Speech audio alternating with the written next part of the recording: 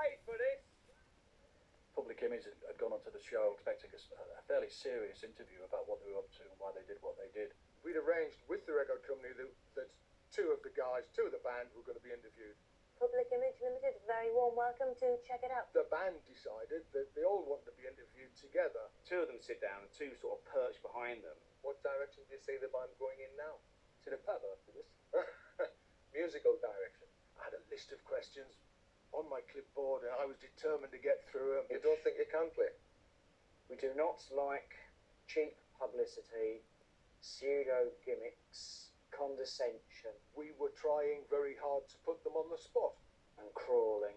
And of course they're going to react badly to that. After all, you would only interview me and Wobble at first until we refused point blank. Because it's not meant to be just about Johnny Rotten, but the show, because it's a tabloid show in the end, a pop tabloid show, just wants Johnny Rotten. We went out the other day and we talked to some people who are still very much into punk and what it's all about. Just have a look at this. Can I just say first of all, right, that I'm much better looking than Johnny Rotten. And that he's a terrible singer. The film that preceded the interview was a guy called Mond Cowie from the Angelic Upstarts. I think it was the best thing that Pistols ever done, sacking Johnny Rotten.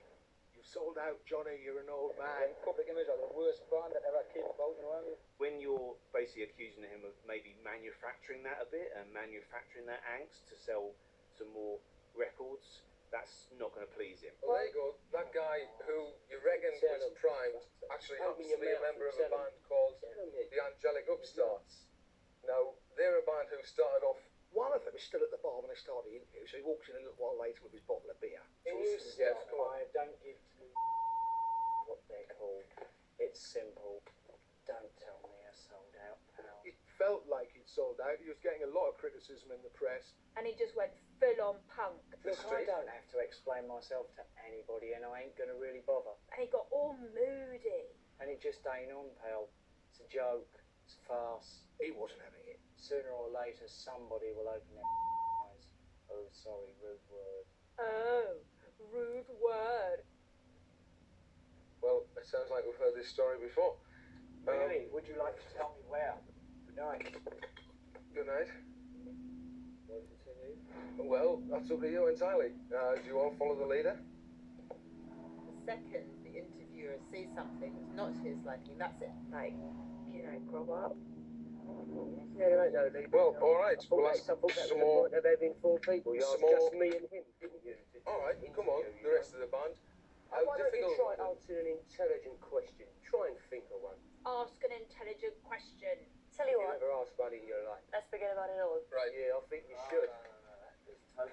There's punk, Cop out. and there's having a bit of a tantrum. Was the apocalypse when Wobble got up and you got the really, really, really long beat. I think every other word was a swear word, not every single one of them. Apparently that is the longest ever swearing bleep in television history. When it all kicked off, it was really scary. I was terrified. Lynn, she sort of like calls time on the interview to protect Chris's integrity, I think. I kind of retreated off into the corner of the studio, you know, and was kind of shaking and you know, gently rocking backwards and forwards. Things really turn rotten with the show now in chaos and presenter Chris left fearing the worst. I thought that I would get sacked, you know, I really did. I thought that was the end of my television career. It's a joke. It's a farce. He was selling anarchy in the UK, and he still is. 1 minute he's shouting, screaming and walking off stage. Next minute he's flogging butter. You know, good old Johnny Lydon.